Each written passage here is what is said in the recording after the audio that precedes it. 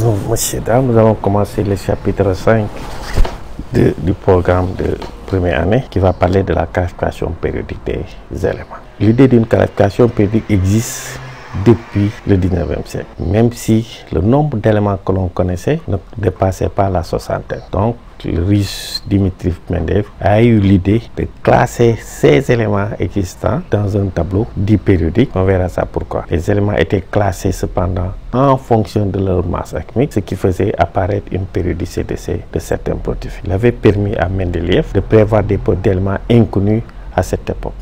Donc, puisque aujourd'hui on connaît au moins 118 éléments, beaucoup d'éléments inconnus avaient leur place dans le tableau périodique. Ça avait laissé un vide dans le tableau et pouvait même prévoir certaines propriétés de ces éléments. Le premier tableau était classé en fonction de leur masse atomique, ce qui, comme les isotopes n'étaient pas encore connus, ce qui ne posait pas de problème. Et quand les isotopes, on a découvert les isotopes, donc il se trouvait que deux isotopes qui constituent le même élément chimique ont des masses différentes. Donc on passera donc de la classification en fonction des masses atomiques à la classification en fonction du numéro atomique. Donc le tableau périodique compte 18 colonnes ou groupes, qu'on appelle des groupes, 7 lignes ou périodes, et bien sûr, il se remplit intégralement en utilisant la règle de Kreshowski. Le premier élément de numéro atomique, c'est égal 1. Donc maintenant, on l'a dit, on se base sur les numéros atomiques pour le classement dans le tableau périodique.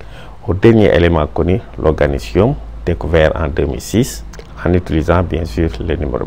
Donc, vous voyez que dans le premier chapitre, dans la première partie du cours, le Z, on l'avait défini comme le nombre de charges, le nombre de protons ou le numéro atomique. Donc, le numéro atomique renvoie à la position de l'élément dans le tableau périodique. Donc, Z égale 1, et bien sûr, le premier élément du tableau périodique, le premier que l'on rencontre, et 118, l'organicium, c'est le dernier élément que l'on rencontre dans le tableau périodique. Exemple ici, donc on a des colonnes, 1, 2, 3, 4 jusqu'à 18 colonnes qu'on appelle des groupes ou des familles d'éléments. On a aussi 7 lignes, ici 7 lignes ici, qu'on appelle aussi des périodes. Donc vous voyez bien que ces 14 éléments-là, de l'antonium au trébium, se trouve ici entre Ba et le lutetium. Bien sûr, entre le radium, l'orancium, vous avez tous les 14 éléments qui sont ici, c'est-à-dire de l'actinium au nobium.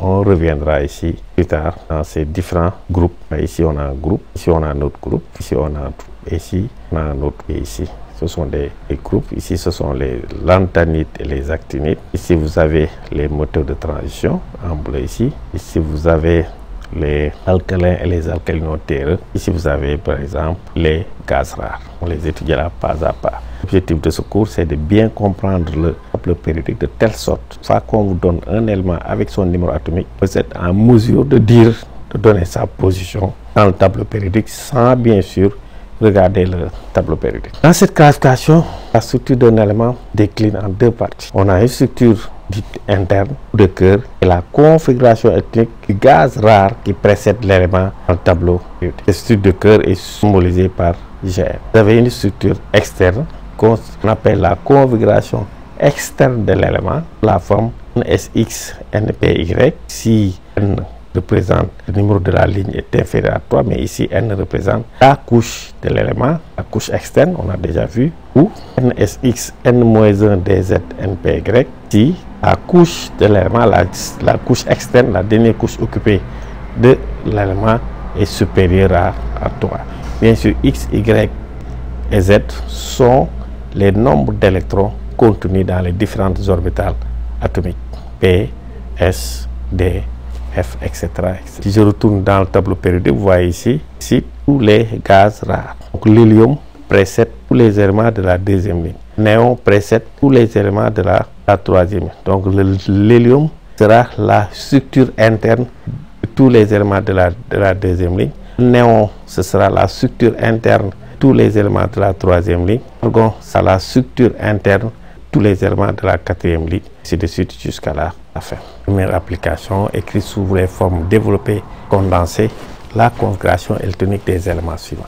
Bien sûr, on parle de configuration développée, de configuration électronique développée que nous avons déjà vu. On a défini la configuration électronique des éléments, ça veut dire en donnant toutes les orbitales atomiques contenues dans l'élément, dans la configuration d'éléments. La structure condensée, c'est à écrire sous forme d'une structure interne, d'une structure externe. Par exemple, pour le carbone, S2, 2S2, P2, vous voyez que le carbone se trouve sur la deuxième ligne, sera précédé par le néon, vous voyez que l'hélium, la structure est un S2. Donc on aura S2, 2S2, 2P2. Structure développée, structure condensée.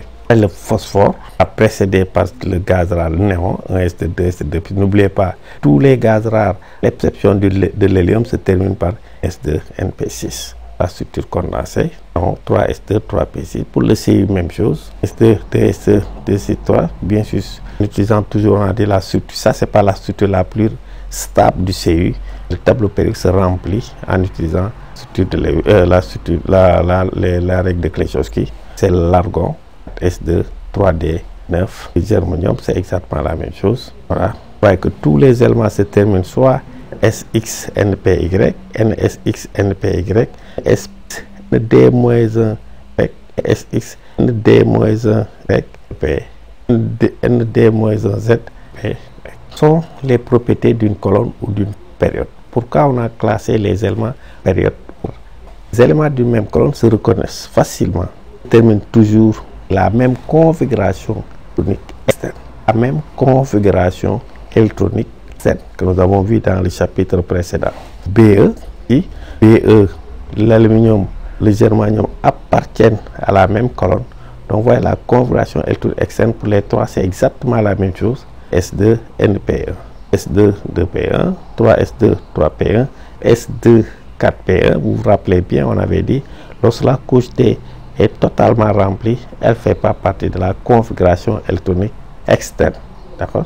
Donc, vous voyez qu'ici, ces trois éléments qui appartiennent à la même colonne ont exactement la même forme de leur structure, de la configuration électronique externe. Les éléments d'une même période sont caractérisés par la même structure, les éléments d'une même ligne, tous précédés par le même gaz rare, le carbone, l'hydrogène dans la même ligne, sont tous précédés par le même gaz rare qui est ici l'hélium. Ici, l'hélium, M, tur, R, tur de cœur. Exemple, montrer que les éléments suivants appartiennent à la même période. Je vais juste regarder leur structure électronique interne.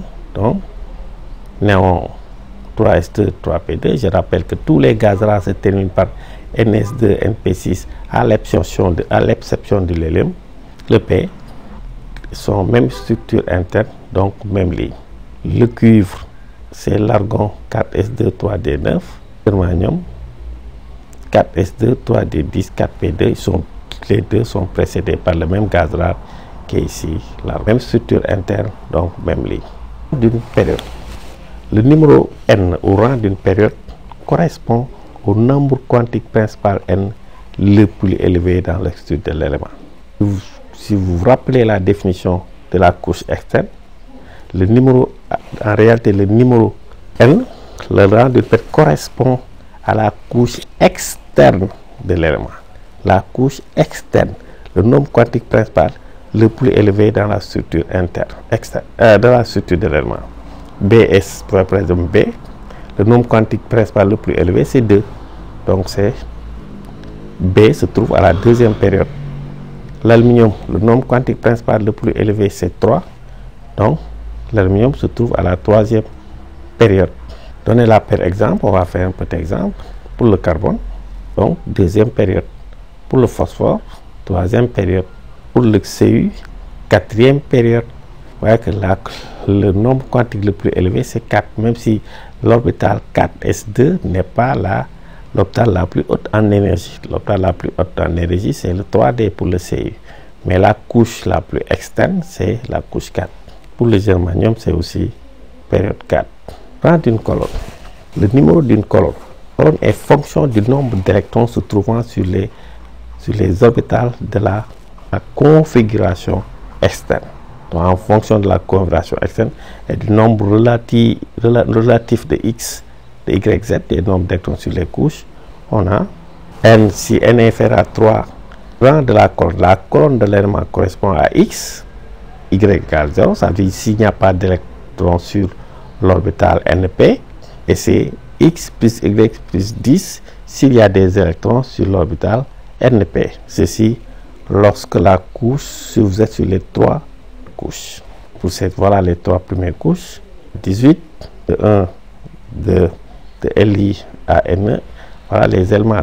Pour ces éléments-là que nous avons ici, vous avez, pour avoir le rang d'un élément, il suffit juste de regarder le nombre d'électrons qu'il y a sur l'orbital X et sur l'orbital P.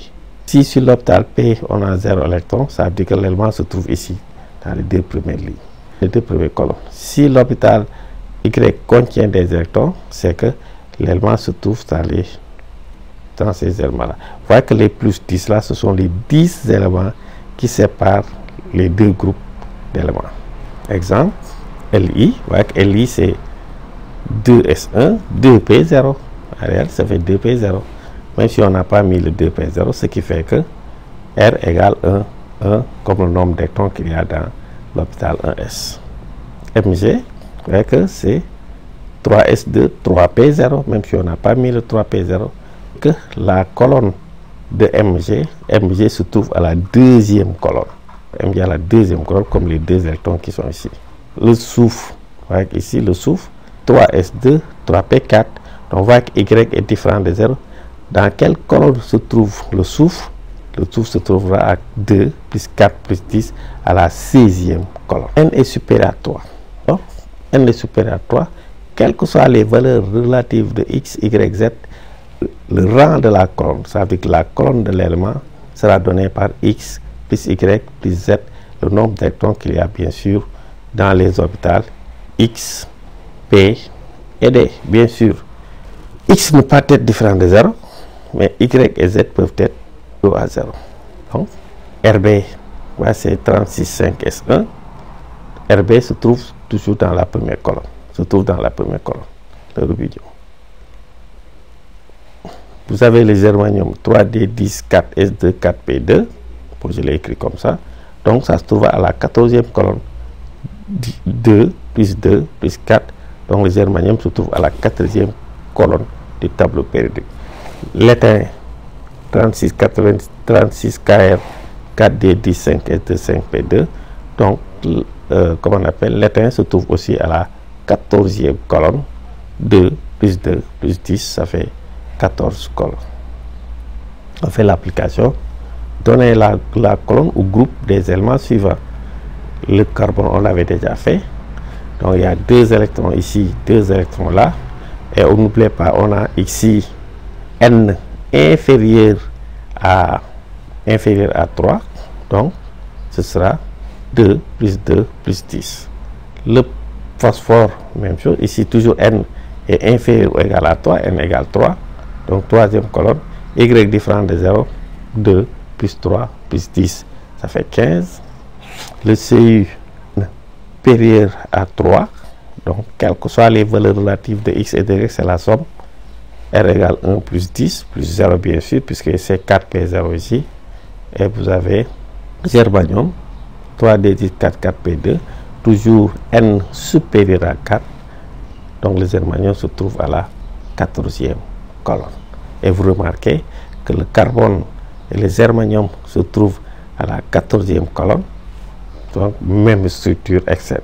2S2, 2P2, 4S2, 4P2. Donc, c'est la première partie du cours. On va s'arrêter ici. La prochaine fois, on va revenir étudier les groupes de famille et de